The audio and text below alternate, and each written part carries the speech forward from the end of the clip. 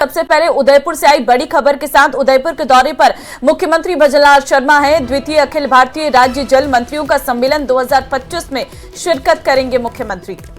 तो सुबह 8:50 पर उदयपुर सर्किट हाउस से द अनंता रिजॉर्ट के लिए सीएम रवाना होंगे और सुबह 9 से 11 बजे तक द्वितीय अखिल भारतीय राज्य जल मंत्रियों का सम्मेलन, जिसमें सीएम मौजूद रहेंगे और इसके बाद उदयपुर से जयपुर लौटने का कार्यक्रम बताया जा रहा है। तो कल देर शाम ही उदयपुर पहुंच चुके थे मुख्यमंत्री भजनलाल शर्मा और आज उदयपुर में उनका कार्यक्रम है। उसके बाद आज शाम को ही जयपुर के लिए वापस रवानगी मुख्यमंत्री की हो जाएगी। अखिल भारतीय राज्य जल मंत्रियों के सम्मेलन में शामिल मुख्यमंत्री रहने वाले हैं और उसके बाद 8:50 पर सर्किट हाउस से द अनंता रिसोर्ट जाएंगे सीएम भजनलाल शर्मा।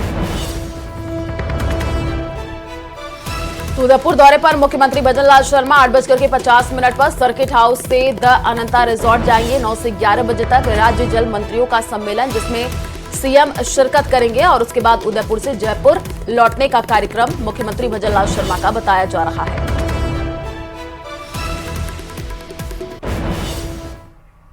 और इसी बीच जयपुर से बड़ी खबर सामने आ रही है। बजट से पहले बीजेपी विधायक दल की बैठक, आज शाम 7 बजे बीजेपी विधायक दल की बैठक होनी है।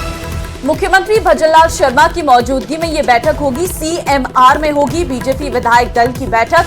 बैठक में बजट सत्र को लेकर बनाई जाएगी रणनीति। सीएम की तरफ से विधायकों को दिया जाएगा रात्रि भोज। बीजेपी प्रदेश अध्यक्ष मदन राठौड़, प्रमुख पार्टी पदाधिकारी भी रहेंगे विधायक दल की बैठक में मौजूद। तो बजट से पहले बीजेपी विधायक दल की बैठक होनी है, ये बड़ी जानकारी आपको दे रहे हैं। सीएमआर में बीजेपी विधायक दल की आज बैठक होनी है और बैठक में बजट सत्र को लेकर के रणनीति बनाई जाएगी। सीएम की तरफ से विधायकों को रात्रि भोज भी दिया जाएगा। बड़ी अपडेट आपको दे रहे हैं और इसमें बीजेपी प्रदेशाध्यक्ष मदन राठौड़ समेत पदाधिकारी भी मौजूद रहने वाले हैं। तो आज शाम 7 बजे का समय होगा जब बीजेपी विधायक दल की बैठक होनी है। सीएम भजनलाल शर्मा की मौजूदगी में ये बैठक होगी। तो सीएमआर में बीजेपी विधायक दल की ये बैठक रहने वाली है। कल सर्वदलीय बैठक बुलाई गई थी विधानसभा अध्यक्ष वासुदेव देवनानी के द्वारा, जिसमें तमाम विषयों पर चर्चा की गई थी कि किस तरीके से बजट सत्र में शांतिपूर्ण माहौल बनाए रखना है, चर्चा अच्छे से चल सके, शांतिपूर्ण चल सके, जनता के मुद्दे उठ सके, इसको लेकर सर्वदलीय बैठक बुलाई गई थी। और आज शाम को 7 बजे बीजेपी विधायक दल की बैठक होने वाली है, जिसमें सभी विधायकों को मौजूद रहने के लिए कहा गया है। मुख्यमंत्री भजनलाल शर्मा की मौजूदगी में ये बैठक रहेगी। देखिए, आज उदयपुर हैं मुख्यमंत्री और शाम को वो पहुंच जाएंगे जयपुर और ऐसे में 7 बजे ये विधायक दल की बैठक रहेगी। इस बैठक का मेन मकसद है जो बजट सत्र आने वाला है उसकी रणनीति तैयार करना, किस तरीके से विपक्ष के सवालों का जवाब देना है, क्योंकि कल दिया कुमारी जो वित्त मंत्री हैं और डिप्टी सीएम भी हैं, उनके द्वारा बजट पेश किया जाएगा। विधानसभा में जारी गतिरोध को खत्म करने के लिए विधानसभा अध्यक्ष वासुदेव देवनानी की अध्यक्षता में सर्वदलीय बैठक बुलाई गई, जिसमें विपक्ष और सत्ता पक्ष के बीच लंबी चर्चा हुई और गतिरोध खत्म करने के संभावित रास्ते तलाशे गए। अब विपक्ष का कहना है कि अगर सरकार टैपिंग के मुद्दे पर सदन में जवाब देगी तो विधानसभा चलने दी जाएगी। ये रिपोर्ट देखिए।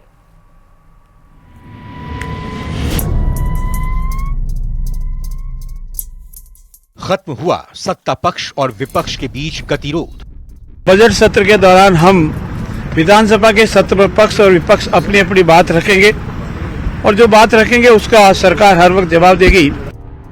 सर्वदलीय बैठक में क्या निकला समाधान? अध्यक्ष जी क्या है, ये सारी कार्रवाई रिकॉर्ड पे होती है, ऑन रिकॉर्ड। अगर विधानसभा में इस पे व्यवस्था दी जाती है तो गतिरोध खत्म है। फोन टैपिंग पर बजट के बाद जवाब देगी सरकार। अध्यक्ष जी क्या है, ये सारी कार्रवाई रिकॉर्ड पे होती है, ऑन रिकॉर्ड। अगर विधानसभा में इस पे व्यवस्था दी जाती है तो गतिरोध खत्म है। 19 फरवरी को राजस्थान विधानसभा का बजट पेश किया जाएगा। सरकार की पूरी कोशिश है कि बिना किसी अवरोध के बजट पेश हो जाए, लेकिन विपक्ष कैबिनेट मंत्री किरोड़ीलाल मीणा के फोन टैपिंग के मुद्दे पर अब भी लामबंद है, जिसको देखते हुए विधानसभा स्पीकर वासुदेव देवनानी ने सर्वदलीय बैठक बुलाई, जिसमें विपक्ष और सत्ता पक्ष के बीच लंबी चर्चा हुई और गतिरोध खत्म करने के संभावित रास्ते तलाशे गए। बैठक के बाद संसदीय कार्य मंत्री जोगाराम पटेल ने कहा कि सरकार 20 फरवरी को प्रश्नकाल के बाद फोन टैपिंग के मुद्दे पर जवाब देने को तैयार है। बजट सत्र के दौरान हम विधानसभा के सत्र पर पक्ष और विपक्ष अपनी अपनी बात रखेंगे और जो बात रखेंगे उसका सरकार हर वक्त जवाब देगी। 19 तारीख को बजट का वाचन होगा और बजट वाचन के उपरांत अगर विपक्ष को कोई बात कहनी है तो 20 तारीख को क्वेश्चन आवर्स के बाद वो अपनी बात कहेंगे और सरकार को जवाब देने की आवश्यकता होगी तो सरकार इसका जवाब देगी।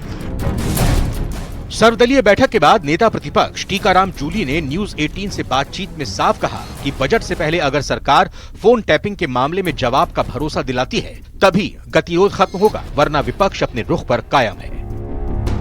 सरकार की तरफ से जवाब देने की जो बात कही है, अध्यक्ष जी क्या है कि सारी कार्रवाई रिकॉर्ड पे होती है, ऑन रिकॉर्ड। अगर विधानसभा में इस पे व्यवस्था दी जाती है तो गतिरोध खत्म है। क्यों हमारी जो डिमांड सिर्फ यही है कि सरकार जवाब दे और सरकार जवाब देने पे एग्री है तो गतिरोध खत्म होगा। हम भी चाहते हैं कि जो प्रदेश का बजट आ रहा है उसको सुना जाए, बेवजह का गतिरोध नहीं बनना चाहिए। कि जो घटनाक्रम था उस दिन भी जो हमारी डिमांड थी और उस पर सरकार की तरफ से जवाब नहीं देना और पूरे दिन जिस प्रकार से डिस्टर्बेंस सरकार की तरफ से करना, वो अच्छा विषय नहीं था। सरकार के मंत्री बाहर कोई बात बोल रहे हैं लेकिन अंदर नहीं बोल रहे हैं, ये इस प्रकार की परंपरा कभी विधानसभा की रही नहीं। विपक्ष सरकार के भरोसे से संतुष्ट नहीं दिखा। नेता प्रतिपक्ष टीकाराम जूली के अलावा विधानसभा में विपक्ष के मुख्य सचेतक रफीक खान का भी साफ कहना है कि अगर विधानसभा अध्यक्ष खुद फोन टैपिंग पर सरकार के जवाब की व्यवस्था देंगे तभी सदन का गतिरोध खत्म होगा। के अंदर सीनियर मोस्ट मंत्री ने सरकार पे आरोप लगाया कि मेरे फोन टेप किए जा रहे हैं। तो हमने कहा भी सरकार अपना, जब मंत्री ये आरोप लगा रहा है इसका मतलब मंत्री का आरोप नहीं है, सरकार का ही आरोप है, तो सरकार इस पे जवाब दे कि क्या वाकई टेप कराए जा रहे हैं, और टेप कराए जा रहे हैं तो कौन टेप करवा रहा है, जब सरकार ही सरकार पे आरोप लगा रही है। और अगर सरकार टेप नहीं करा रही है तो मंत्री कैसे बोल रहे हैं? मंत्री का बोलने का मतलब तो ये है कि सरकार बोले। तो इसी बात को लेकर गतिरोध था, हम सरकार से जवाब चाह रहे थे। अब ऐसा लगता है कि सरकार जवाब देने का मन रखती है, सरकार जवाब देगी तो हम अपना गतिरोध खत्म करेंगे, सरकार जवाब नहीं देगी तो गतिरोध जारी। विपक्ष का साफ कहना है कि सिर्फ सरकार के भरोसे से काम नहीं चलेगा। विधानसभा अध्यक्ष को बजट से पहले फोन टैपिंग मामले में सरकार के जवाब की व्यवस्था देनी होगी। अब राजस्थान सरकार 19 फरवरी को बजट पेश करने वाली है, लेकिन विपक्ष के रुख को देखते हुए आशंका जताई जा रही है कि अगर सरकार फोन टैपिंग के मुद्दे पर तुरंत कोई ठोस आश्वासन नहीं देती तो सदन की कार्यवाही बाधित हो सकती है। न्यूज 18 राजस्थान के लिए सुधीर शर्मा और अरबाज खान की रिपोर्ट।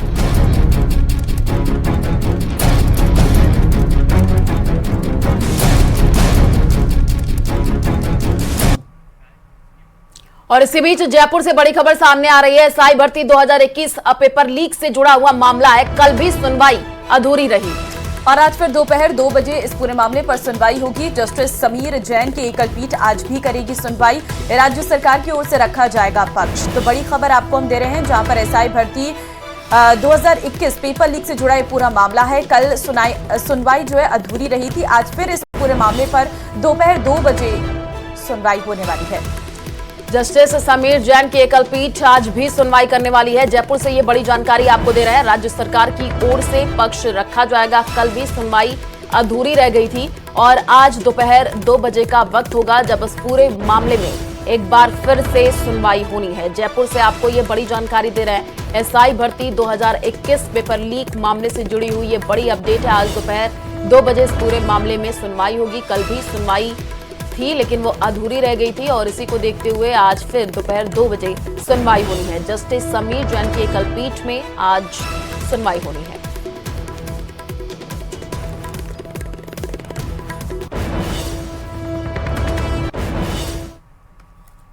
बढ़ते आगे, मुख्यमंत्री भजनलाल शर्मा का आज उदयपुर का दौरा है, जहां पर वो जल संसाधन विभाग के अधिकारियों के साथ समीक्षा बैठक करेंगे। तो ये बड़ी जानकारी आपको दे रहे हैं। सीएम भजनलाल का उदयपुर दौरा रहने वाला है। कई कार्यक्रम सीएम के प्रस्तावित हैं और जल संसाधन विभाग के अधिकारियों के साथ समीक्षा बैठक भी सीएम भजनलाल करने वाले हैं। आपको ये बड़ी जानकारी दे रहे हैं। अधिकारियों के साथ बैठक सीएम करेंगे। कई मुद्दों को लेकर के बातचीत होगी, फीडबैक लिया जाएगा। तो सीएम भजनलाल का उदयपुर दौरा रहने वाला है और जल संसाधन विभाग के अधिकारियों के साथ सीएम भजनलाल समीक्षा बैठक करेंगे।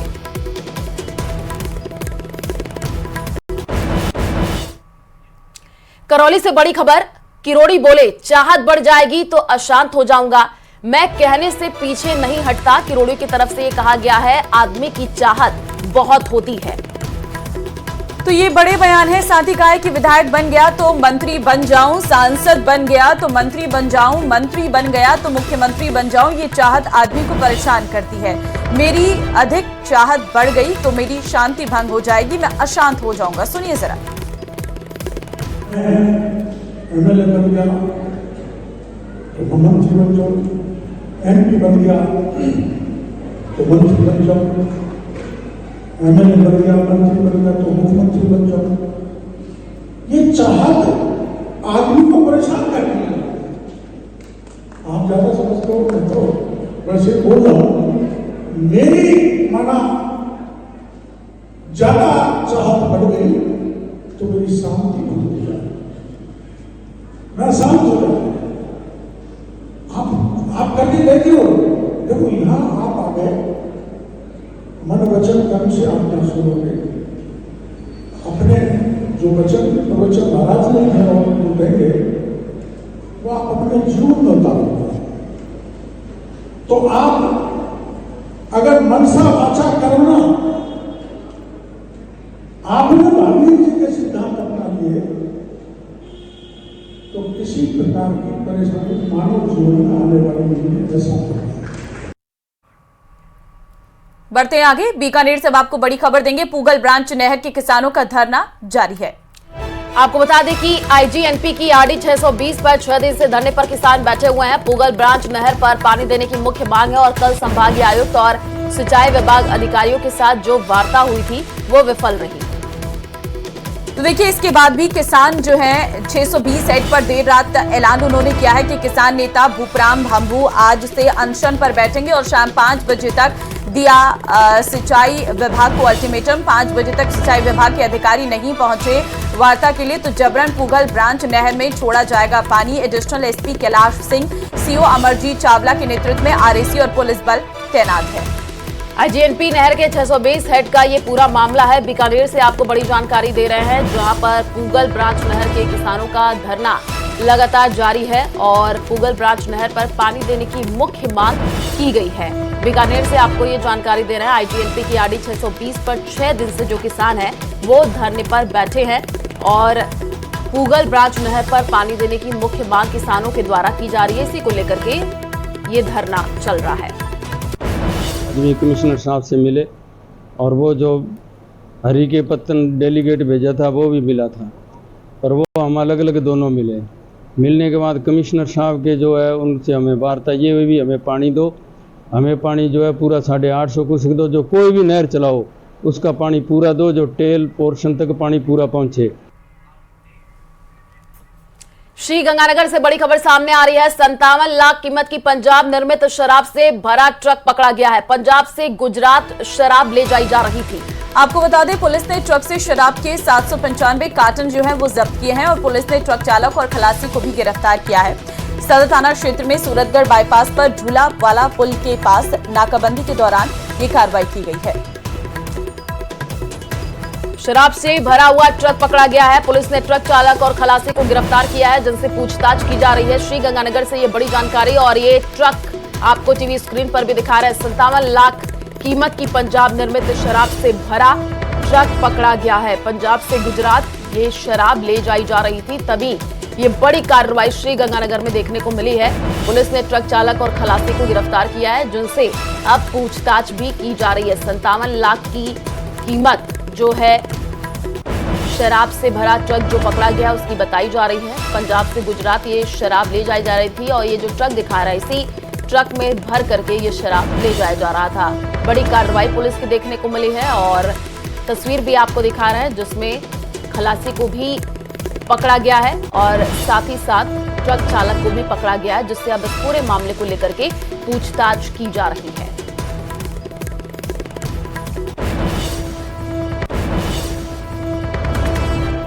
एंटी करप्शन ब्यूरो ने इंजीनियर दीपक कुमार मित्तल की कमाई से 205% ज्यादा संपत्ति का पता लगाया है। जोधपुर, जयपुर, उदयपुर और हरियाणा के फरीदाबाद स्थित मित्तल के 6 ठिकानों से 17 प्लॉट के अलावा 50 लाख रुपया नकद मिला है। पेश है हमारी खास रिपोर्ट। पीडब्ल्यूडी का इंजीनियर निकला धन कुबेर। एसीबी रेड में मिला करोड़ों का काला धन। राजस्थान से हरियाणा तक खंगाले 6 ठिकाने। आय से अधिक संपत्ति मामले में बड़ा एक्शन। एसीबी के छापे में पीडब्ल्यूडी इंजीनियर दीपक मित्तल अरबपति निकला है। एसीबी ने अब तक दीपक मित्तल की कमाई से 205% ज्यादा संपत्ति का खुलासा किया है। जोधपुर, जयपुर, उदयपुर और हरियाणा के फरीदाबाद स्थित मित्तल के 6 ठिकानों से 17 प्लॉट के अलावा 50 लाख कैश मिले हैं। जोधपुर में काम कर रहे इंजीनियर दीपक मित्तल के खिलाफ आय से अधिक संपत्ति के मामले में एसीबी ने कार्रवाई की है। एसीबी टीम को दीपक मित्तल के जयपुर स्थित आवास से करीब 50 लाख रुपए नगद, आधा किलो सोने के जेवर और करीब 1.5 किलो चांदी के जेवर मिले हैं। इसके अलावा जयपुर, उदयपुर और अजमेर में करोड़ों की लागत से खरीदी गई 1 दर्जन से ज्यादा संपत्तियों का भी खुलासा हुआ है। दीपक मित्तल और उसके परिजनों के नाम जयपुर में करीब 1 करोड़ रुपए के 4 प्लॉट, उदयपुर में 1 करोड़ 34 लाख रुपए के 9 प्लॉट, ब्यावर और अजमेर में 6.5 लाख रुपए के 3 प्लॉट मिले हैं। मित्तल और परिजनों के कुल 18 बैंक खातों में करीब 40 लाख रुपए मिले हैं। मित्तल ने म्यूचुअल फंड में करीब 50 लाख रुपए का निवेश किया हुआ है। आरोपी के पास 15 लाख रुपए के वाहन हैं। एसीबी को दीपक मित्तल के बच्चों की पढ़ाई से संबंधित दस्तावेज भी मिले हैं। उनके बच्चे जयपुर के Saint Xavier's school, Jaipur National University और एम्स गोरखपुर में पढ़ाई कर रहे हैं। इन संस्थानों में उनकी अब तक की करीब 70 लाख रुपए की फीस का हिसाब मिला है। इसके अलावा कई बीमा पॉलिसियों में निवेश के दस्तावेज भी बरामद किए गए हैं। सार्वजनिक निर्माण विभाग जोधपुर में पदस्थापित एक्शन दीपक कुमार मित्तल के ठिकानों पर एसीबी की कार्रवाई दिन भर चली। जयपुर, जोधपुर, उदयपुर और उसके अलावा फरीदाबाद में एसीबी का सर्च ऑपरेशन चला, जिसमें अकूत संपत्ति होने की मामला भी सामने आए। एसीबी के मुताबिक दीपक कुमार के जयपुर स्थित आवास से करीब 50 लाख रुपए नगद मिले। वहीं पर दीपक कुमार और उनके परिजनों के नाम से 18 बैंक खाते में करीब 40 लाख रुपए रकम होने की जानकारी भी सामने आई। इसके अलावा एसीबी के सर्च में ऐसे भी दस्तावेज मिले कि दीपक कुमार ने अपने बच्चों के शिक्षा पर करीब 70 लाख रुपए का खर्च किया है। अब तक की छानबीन में मित्तल के 3 बैंक लॉकर की जानकारी मिली है, जिनकी एसीबी की तलाशी अभी ले जाना बाकी है। एसीबी को आशंका है कि इन लॉकर्स में भी भारी मात्रा में नकदी, गहने और अन्य दस्तावेज मिल सकते हैं। दावा किया जा रहा है कि आरोपी जब से नौकरी पर लगा तब से आय से 4 करोड़ से ज्यादा रुपए की संपत्ति अर्जित की गई है। एसीबी के अधिकारी दीपक मित्तल और उनके परिजनों की संपत्ति की विस्तृत जांच कर रहे हैं। आरोपी के खिलाफ आगे की कार्रवाई की जा रही है। मामले में और भी खुलासे होने की आशंका है। न्यूज़ 18 राजस्थान के लिए जयपुर से विष्णु शर्मा की रिपोर्ट। और चलिए अब अजमेर से बड़ी खबर आपको देंगे। बच्चों की कहासुनी के बाद 2 पक्ष आमने सामने हो गए। अजमेर के गंज थाना क्षेत्र के लोंगिया क्षेत्र में ये विवाद हुआ है। वाल्मीकि समाज ने समुदाय विशेष पर आरोप लगाया है। पत्थरबाजी करने और तलवारों से हमला करने का आरोप है। वाल्मीकि समाज के 6 लोग घायल बताए जा रहे हैं। समाज के लोगों ने गंज थाने का आधी रात को घेराव भी किया है। देखिए, घायलों की मौजूदगी में आरोपियों पर सख्त कार्रवाई की मांग जो है वो की गई है। और आपको बता दें, पुलिस ने अतिरिक्त जाब्ता तैनात किया है मौके पर। मामले में 6 से अधिक लोगों को पुलिस ने हिरासत में भी लिया है। तो ये बड़ी खबर इस वक्त हम आपको दे रहे हैं, जहां पर आपको बता दें कि ये पूरा विवाद जो है पत्थरबाजी और तलवारों से हमला करने का है। बच्चों के बीच किसी बात को लेकर कहासुनी होगी और उसके बाद 2 पक्ष आपस में भिड़ते नजर आए। ज्यादा जानकारी के लिए संवाददाता अशोक हमारे साथ जुड़ चुके हैं। अशोक, किस बात को लेकर के ये कहासुनी हो गई? जी बिल्कुल, लोंगे इलाके में ये घटना हुई थी। नागपड़ी तारका इलाका है जहां पर बड़ी संख्या में लोग रहते हैं और इसी दौरान जो है समाज विशेष के लोग कोई कंचियां खेल रहे थे और इसी दौरान जब दूसरे पक्ष ने उन्हें रोकने का प्रयास किया तो आरोप लगाया जा रहा है कि पत्थरबाजी उन्होंने तब से शुरू कर दिया और उसके बाद जो है समझाइश करने गए लोगों से भी मारपीट की गई और उसके बाद जो है स्थिति तनावपूर्ण हो गई।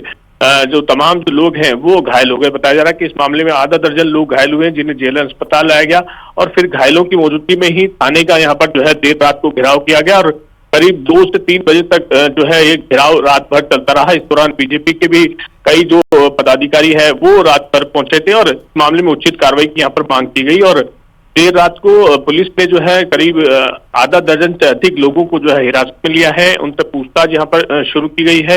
ये पूरा घटनाक्रम क्यों हुआ और पत्थरबाजी की घटना क्यों हुई, तो ऐसे में जो है एक पक्ष की ओर से इस मामले में उचित कार्रवाई की मांग की जा रही है। जो भी पत्थरबाज हैं उन पर सख्ती से कार्रवाई करने की यहाँ पर जो है मांग की जा रही है। रखिए पूरे मामले में आगे भी आपसे अपडेट लेंगे। फिलहाल शुक्रिया तमाम जानकारी साझा करने के लिए। बच्चे जो कंचे खेलते हैं, कांच की गोलियां खेलते हैं, तो गोलियां वो कंचे खेलने की बात को लेकर के प्रथम दृष्टया जो बात आई है सामने कि उस बात को लेकर के कुछ विवाद हुआ था, जिसको लेकर के दो पक्षों के अंदर पत्थरबाजी हुई है। सर कितने लोग घायल हैं? अभी एक्यूरेट नहीं है कितने इंजर्ड हैं, कौन कौन कल्प्रेट्स हैं। एफआईआर दर्ज होने के पश्चात ही इस बात। सरकार जनता जनार्दन की भलाई के लिए एक से बढ़कर के एक कल्याणकारी योजनाएं चलाती है, लेकिन कुछ करप्ट कर्मचारी इन योजनाओं में भ्रष्टाचार की सेंध लगाने में कामयाब हो जाते हैं। झुंझुनू से ऐसी ही एक खबर आई है सामने, ये रिपोर्ट देखिए।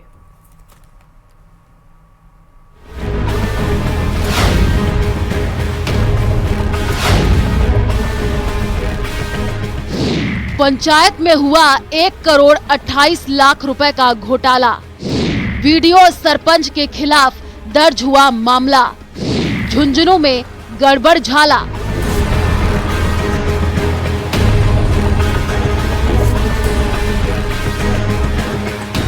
झुंझुनू में ग्राम पंचायत में 1 करोड़ रुपए से अधिक का घोटाला सामने आया है।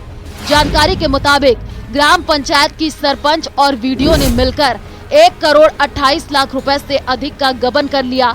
घोटाले की जानकारी पर सदर थाने में सरपंच और वीडियो के खिलाफ केस दर्ज कराया गया।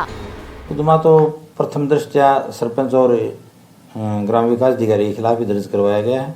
उसके बाद में श्रीमान थाना अधिकारी द्वारा जो जांच की जाएगी उसमें अन्य आरोपी भी शामिल हो जाएंगे जिनके खाते में पैसे डले हैं। झुंझुनू पंचायत समिति के विकास अधिकारी करनी राम के मुताबिक ई पोर्टल पर भुगतान संबंधी मामलों की जांच में हुआ घपले का शक। उदावास वीडियो पीयूष भारद्वाज ने 1 करोड़ 28 लाख का किया गबन। सरपंच। और इसी के साथ इस बुलेटिन में फिलहाल के लिए बस